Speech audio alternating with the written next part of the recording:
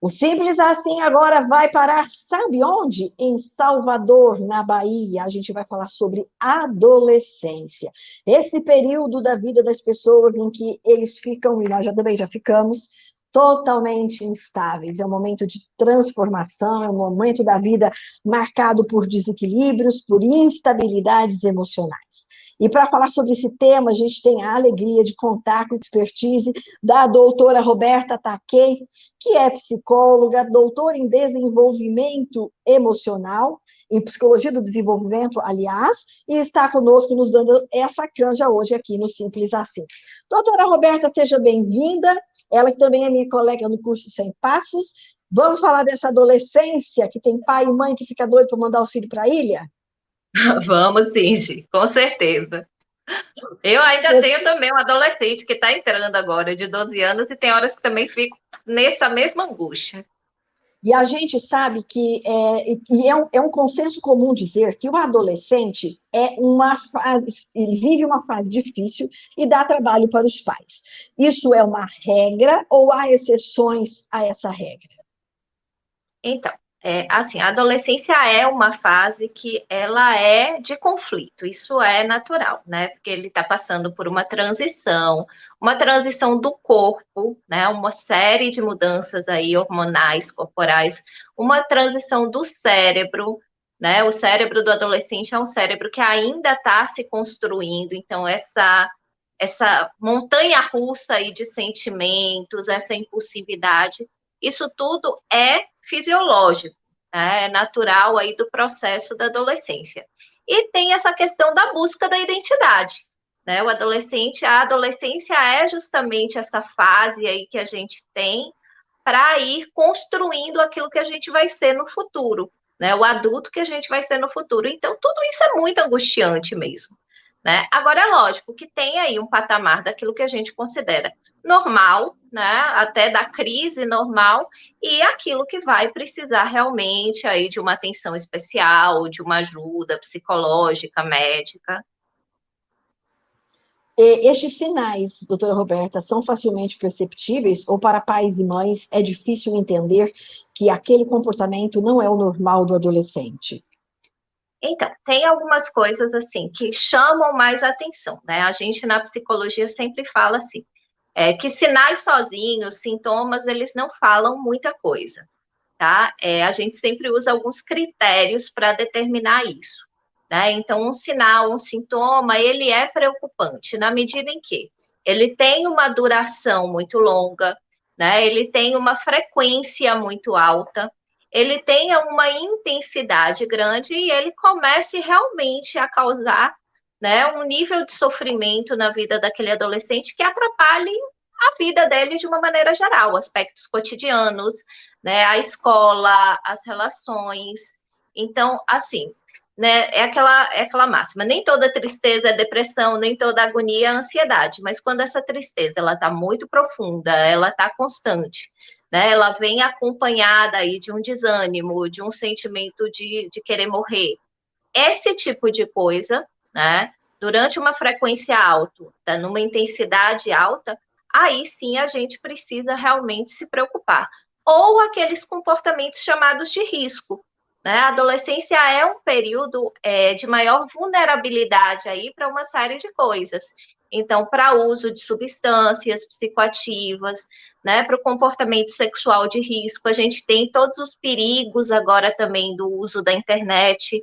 Então, assim, eu acho que os pais precisam ser amigos, precisam dialogar, até para conseguir adentrar um pouquinho nesse mundo do adolescente e identificar quando tem alguma coisa errada mesmo.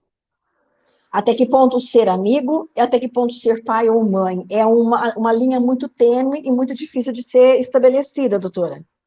É. Eu digo assim, a gente tem uma relação de amizade com o adolescente, com nossos filhos. Eu não sou amiga do meu filho, né? Porque assim, amigo é aquele que a gente tem uma relação de horizontalidade. Eu sou amigo dele, ele é meu amigo de volta. Então eu não vou contar para o meu filho as minhas intimidades, né? Eu não vou sair compartilhando coisas com meu filho que eu compartilharia com um amigo. E eu não espero o mesmo dele.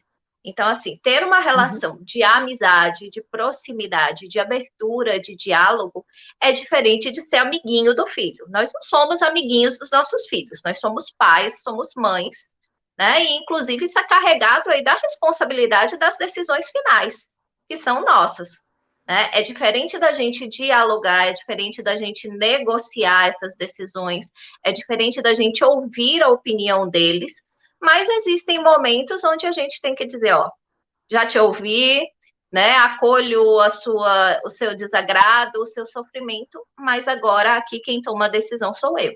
Né? Eu acho que isso não deixa de nos aproximar dos nossos filhos. Isso faz até com que a gente se aproxime deles e mostre que a gente se importa, que a gente gosta deles.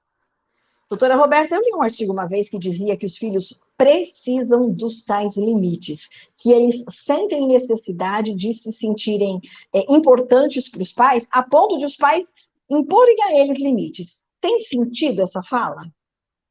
Tem todo sentido. Até porque, assim, isso também é fisiológico. O adolescente, ele ainda não acabou de desenvolver o senso de autocontrole dele, né? Então, é natural que ele queira, às vezes, passar alguns limites, né? É natural que ele teste, que ele desafie. Enquanto esses limites, enquanto essa experimentação não incorre em nenhum risco para ele ou para terceiros, tudo bem, a gente até abre aí essas possibilidades. Por quê? Porque a experimentação é importante para a gente saber também o que quer e o que não quer da vida. Né? Mas no momento em que isso torna-se prejudicial, que isso começa aí a ser um comportamento de risco, a ser um comportamento danoso para ele ou para outras pessoas, é necessário que a gente imponha limites. Né? Impor limite é um ato de amor. Claro que existem formas e formas de impor limite, mas o limite ele é estruturante aí para esse adolescente. Nós estamos vivendo essa pandemia de Covid, em que todos estamos, de uma maneira ou de outra, presos dentro de casa. Os adolescentes que já tinham por hábito passar muito tempo na internet, agora o fazem tanto para o lazer como também para os estudos. Então, é natural hoje vermos que eles ficam praticamente o dia inteiro trancados dentro dos seus quartos. Duas questões aí acerca disso, doutora Roberta. Até que ponto a família pode ajudar os pais, irmãos, enfim, desse adolescente, que está muito tempo dentro do quarto, está muito tempo trancafiado com o celular ou com o computador. Às vezes até em aula, mas muitas vezes na tentativa de um convívio que seja virtual com os amigos. Assim, a gente, antes da pandemia, a gente tinha toda uma campanha, né, para tirar essas crianças, esses adolescentes do celular, do tablet. E com a pandemia, essa campanha meio que foi por água abaixo, assim, porque muitas vezes é a única forma até deles interagirem com o mundo exterior. É claro que isso precisa ter um limite. Assim, a gente tem uma série de estudos mostrando aí, né, que demasiado tempo na tela, que essa falta de interação face a face, ela é prejudicial. Né? Mas, assim, estamos num momento atípico.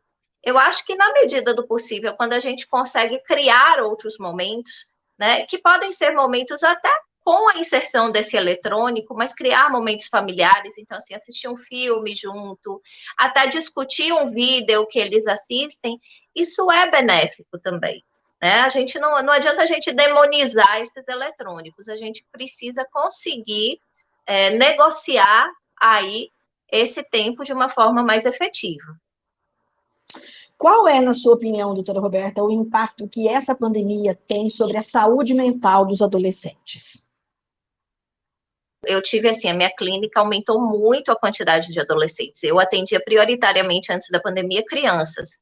E na pandemia, eu tive um aumento considerável de adolescentes, né? Porque eles se viram muito angustiados, muito prejudicados com este momento da pandemia, realmente demandantes aí de um atendimento.